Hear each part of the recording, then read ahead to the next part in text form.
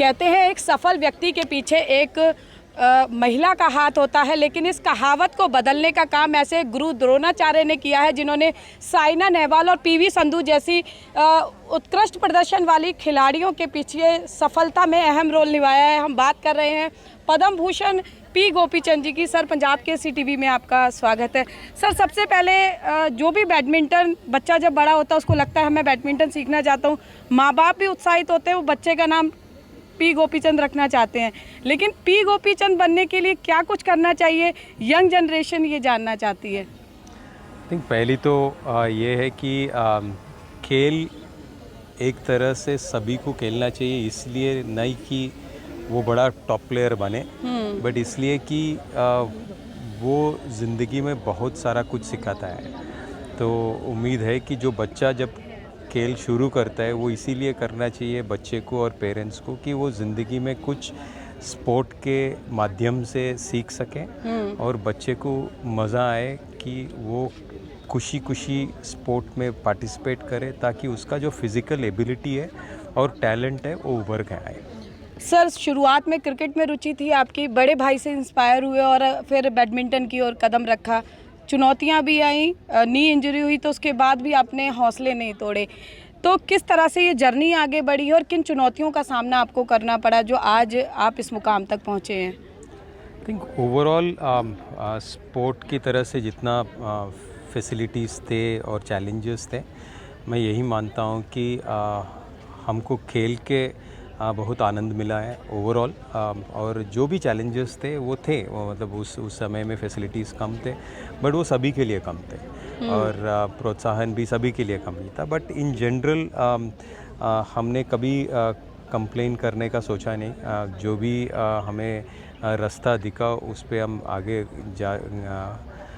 आगे बढ़ते गए और इस बीच हमें अच्छे कोचेस की, अच्छे सपोर्ट की भी फैसिलिटीज़ मिले और डेफिनेटली एक सीढ़ी चढ़ने से दूसरा सीढ़ी नज़र आया कि हम इसको भी पार कर सकते हैं। तो ऐसा एक एक कदम करते करते हम जो भी खेल सके और जो भी सफलताएं हमने प्राप्त किया वो इसी वजह से हुआ है। सर, जब आपने संन्यास लिया तो उसके बाद और पी गोपीचंद बने, इसके लिए एक सोच शुरू की, गुरुकुल आप स्थापित करना चाहते थे, आंध्र सरकार ने लैंड भी दी, लेकिन प्रोजेक्ट को सिरे चढ़ाना बहुत बड़ी परेशानी थी और बहुत चुनौतियां आपको सामना करना पड़ा, घर तक बेचना पड़ा।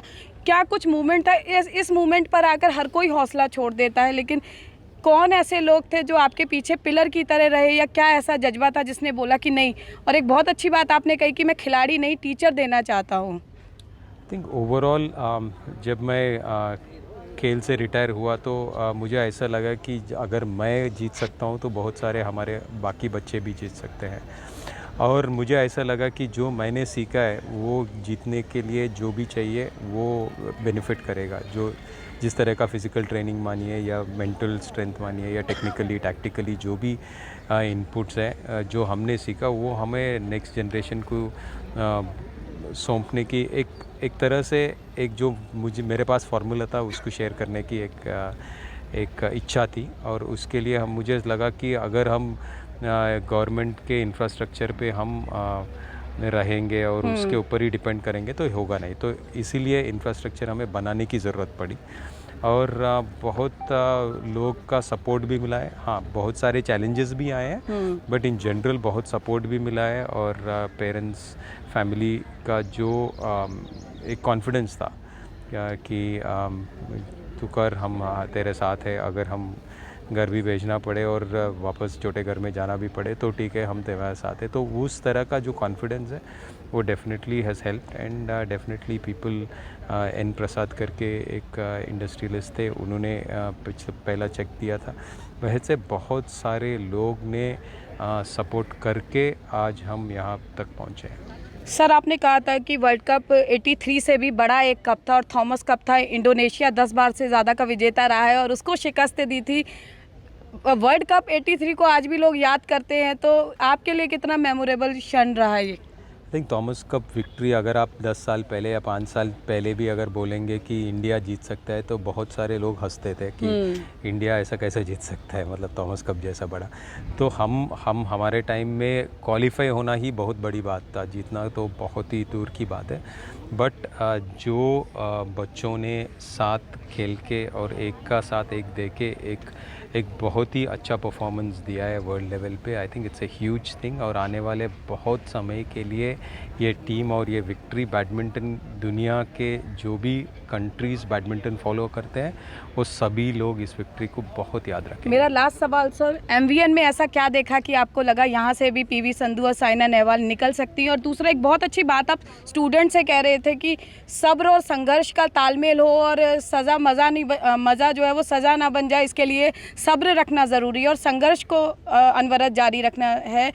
किस तरह से ये मूल मंत्र आप देना चाहते हैं बच्चों को, क्योंकि आज के बच्चों में पेशेंस बहुत लैक होने लग गया है?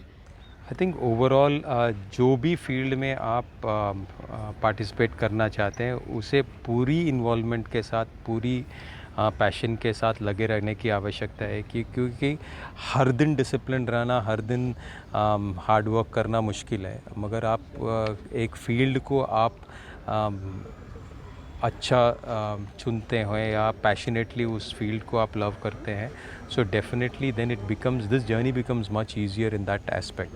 So as overall I would say that as athletes or with any other profession, I think you have to love, be involved, be actively involved with getting all your energies into the sport, then it becomes a lot more fun and less of hard work and discipline and sacrifice. आगे Olympic की तैयारी है sir? Yes, 2024 ज़्यादा दूर नहीं है और अगले साल ही हमारा क्वालिफ़िकेशन शुरू होता है, तो उम्मीद है कि पिछले सारे ओलंपिक्स से इस ओलंपिक्स में और भी बेहतर परफॉर्मेंस हो। बिल्कुल, और फरीदाबाद को ये गौरवान्वित क्षण देने के लिए हमारे साथ वरुण जी यहाँ पर मौजूद हैं। मॉडर्न विद्या निकेतन एमवीएन में ये शुरू किया गया है ताकि फरीदाबाद भी साइना नेहवाल और पीवी संधू की तर्ज पर यहाँ से इतने ही उत्कृष्ट खिलाड़ी, सर्वश्रेष्ठ खिलाड़ी दे सके। वरुण जी, जो है गोपी चंद जी को उनकी एक्सपेक्टेशंस को फुलफ़िल करना, उनके मानकों पर खरा उतरना अपने आप में बहुत चुनौतीपूर्ण था। कैसे आपके मन में ये सोच आई और कितना पोटेंशियल आप देखते हैं, क्योंकि केवल इन्वेस्टमेंट की बात नहीं है, साख दाव पर लगी है, एमवीएन अपने आप में एक ब्रांड है, तो किस तरह से आप आगे की रणनीति है और किस तरह से फरीदाबाद से सर्वश्रेष्ठ खिलाड़ी निकले, इसके लिए एमवीएन तैयार हैं? सो एमवीएन का पहला मंत्र है कि जो गोपी जी के साथ हमारा कनेक्शन हुआ है कि वो एक गुरु हैं और हम चाहते हैं कि ज़्यादा से ज़्यादा बच्चे जो हैं वो अच्छी स्पोर्ट्स करें, हेल्दी रहें। जब हम ये सोच के चल रहे हैं कि हमने 4000 बच्चों को हेल्दी रखना है, तो उन 4000 में से आप सोच सकते हैं कितने बच्चे जो हैं वो बहुत सारे स्पोर्ट जो हैं वो टॉप में करेंगे। उनमें से जो बैडमिंटन के लिए निकलेंगे उनके लिए हम स्पोर्ट्स फिजियो भी अपने यहाँ लेके आ रहे हैं, हम उनके लिए स्ट्रेंथनिंग एक्सरसाइजेज लेके आ रहे हैं, हम ट्रेनर्स लेके आ रहे हैं। अभी हमारी बात चल रही है, कुछ टाइम में हो सकता है कि हम बहुत बड़े ट्रेनर्स फ़ॉरेन से भी लेके आ रहे हैं। तो हमारी कोशिश ये है कि बच्चों को हम वो सब चीज़ देंगे। जब वो हम सब चीज़ देंगे तो फरीदाबाद से ही हम चाहते हैं कि एक लोगों को दिखाई दे कि बच्चों में कितना पोटेंशियल है इस शहर के, जहाँ ये आईआईटी ही नहीं कर सकते, ये बच्चे सब कुछ कर सकते हैं। तो ये पोटेंशियल ज़्यादा से ज़्यादा बढ़ाने में हम योगदान देना चाहते थे। हमारा पहले से ही उसी हिसाब से स्ट्रक्चर चल रहा था, तो गोपी जी ने जब उसको देखा तो उसको बहुत सराहा और उन्होंने कहा कि जब तुम इस तरीके से काम कर रहे हो तो मैं भी इच्छुक हूँ कि ये इसके साथ में मैं भी तुम्हारी मदद करूँ। जी वरुण जी, भारतीय अभिभावकों की, रिश्तेदारों की ये प्रॉब्लम होती है, बच्चा थोड़ा सा अचीव करता है, एक्सपेक्टेशन और हायर हो जाती है और कई बार उन एक्सपेक्टेशन का जो बोझ है वो बच्चा नहीं झेल पाता है। बच्चों को प्रशिक्षण दे रहे हैं, लगता है कि कोई एक सेशन उन पेरेंट्स के लिए भी होना चाहिए कि ओवर एक्सपेक्टेशंस ना करें ताकि बच्चों का मोरल डाउन ना हो। तो सबसे पहले तो एमवीएन का हमेशा से ये मंत्र ही रहा है कि हर एक को ये हमेशा लगे कि निरंतर मेहनत करनी पड़ेगी और बहुत ज़्यादा मेहनत करने के बाद ही कुछ फल मिलता है। छोटी छोटी हमें अप्रिशिएट करना चाहिए, याद करना चाहिए कि हमने ये छोटी अचीवमेंट करी है, लेकिन उस पर रुकना नहीं है। तो ये एमवीएन में हमेशा होता रहा है और ये वही कल्चर, वही समझाना हमने देखा कि गोपी जी भी वही तरीके से बात करते हैं। उनमें भी वही चीज़ है कि हमारे 10वीं में किसी बच्चे के 90% आ जाते हैं, हम देखते हैं कि बच्चे को लगता है कि अब तो मैं आईआईटी में चला जाऊंगा, तो अब हमें उसे समझाना पड़ता है कि नहीं ये 2 साल अभी बहुत मेहनत करनी है। वही चीज़ में हमने गोपी जी में देखा कि वो कह रहे हैं कि एकदम खुश नहीं होना है, करते जाना है, बहुत मेहनत करना है। तो एक मिलाप है, ये बहुत अच्छा एमलगमेशन है। मॉडर्न विद्या निकेतन और बैडमिंटन गुरुकुल दोनों ही इंडियन वैल्यूज़ और मॉडर्न कॉन्सेप्ट्स दोनों के साथ में एमलगमेशन का एक वर्ड है। नाम भी वही हैं और वही सोच है, तो उससे काम कर रहे हैं। वरुण जी, जैसे मैंने कहा कि लोगों की एक्सपेक्टेशंस बढ़ जाती हैं, ऐसे ही आपके फादर के जाने के बाद आपसे भी लोगों की पूरे शहर की एक्सपेक्टेशंस थी। मैं देख रही थी कि जब आप बात कर रहे थे, MOU साइन कर रहे थे, तो एक इमोशनल फीलिंग्स भी मुझे नज़र आई आपकी आंखों में। तो लगता है कि पिता ने जो सपना देखा आज बेटे ने साकार किया है और ब्लेसिंग्स उनकी अभी भी साथ हैं, तो कहीं ना कहीं से ज़रूर आपको देख रहे होंगे। तो क्या कुछ मन में भावनाएं इस वक्त आपके हैं? तो वही हमने जब बच्चे थे, जब देखते थे कि कैसे वो जाते थे दूर दूर ढूंढ के लाते थे कि कोई बढ़िया टीचर मिल जाए, कोई अच्छा टीचर मिल जाए, कोई आके बच्चों को पढ़ा दे। कभी वो कन्विंस करते थे कि फरीदाबाद के जो बेस्ट टीचर है वो MVN में ही आके पढ़ाए। कभी वो कोशिश करते थे कि टीचर बने उनके स्कूल में जो कि जैसा पढ़ाते हैं उससे बहुत ज़्यादा अच्छा पढ़ाएं। इस सब के, और दिल्ली से फिर वो टीचर लाने उन्होंने शुरू किए। MVN ने, अब मैंने पिछले 20 साल में दिल्ली से इतने टीचर्स, बाहर से इतने टीचर्स, कोटा से इतने टीचर्स मैं लेके आया।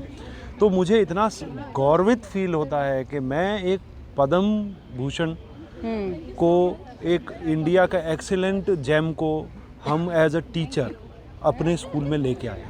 ये बहुत ही संतुष्टि की बात है कि जो उन्होंने एक राह दिखाई कि इस तरीके से बच्चों का भला हो, बच्चों के साथ ग्रोथ हो उनकी, वो हम एक अलग लेवल पे उसको ले जा पाए हैं। और जैसा जो ट्रेंड था हमारा, उस ट्रेंड पे हम पद्म भूषण को स्कूल तक ले आए हैं, फरीदाबाद में ले आए हैं।